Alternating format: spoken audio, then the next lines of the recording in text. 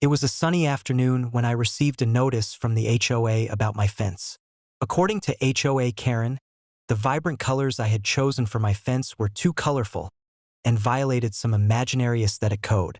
I had spent weeks designing it, carefully choosing shades that blended naturally with the garden while reflecting my personal taste. Naturally, I was baffled by her complaint, but I knew exactly how to respond. I walked outside to assess the situation and found Karen standing across the street, clipboard in hand, her face red with fury. Her teenage son trailed behind, phone in hand, documenting her theatrics for posterity, or perhaps a future viral post. "This fence is outrageous," she shouted. "It violates HOA rules. You'll be fined immediately." I leaned against my porch railing, smiling calmly. "Karen, the fence complies fully with HOA and local regulations. Your complaints are baseless, and repeated harassment is illegal."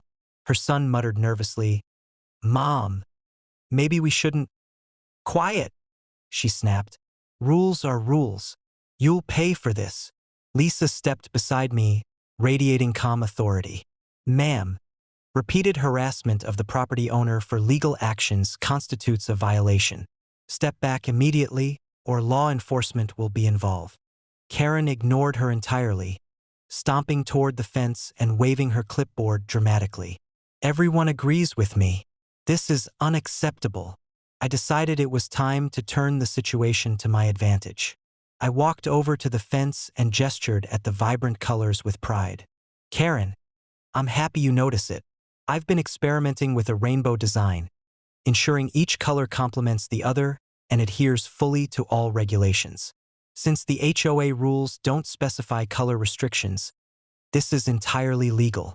Her son muttered under his breath, clearly embarrassed. "Mom, I told you."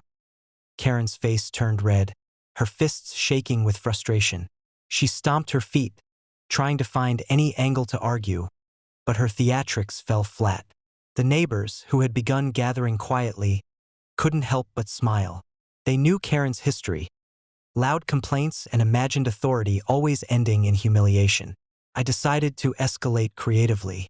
Over the next few minutes, I added extra decorative panels to the fence, arranging them into a full rainbow pattern that now spanned the length of the property. I even added small, solar-powered lights to highlight each color, turning the fence into a neighborhood landmark. Karen's jaw dropped. What is this?"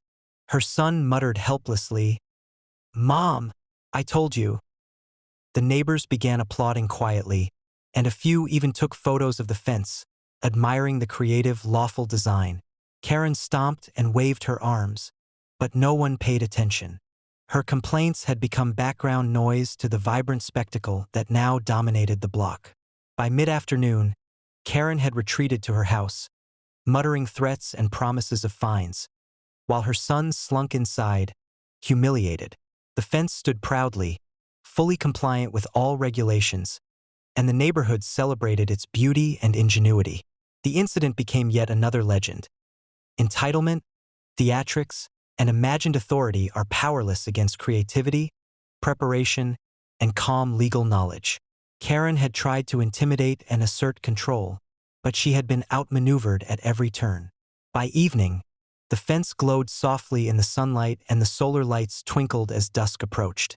Karen's failed attempt to enforce imaginary rules had left her defeated, the neighborhood entertained, and the message clear. Audacity and imagined authority may shout, but law, preparation, and creativity always prevail.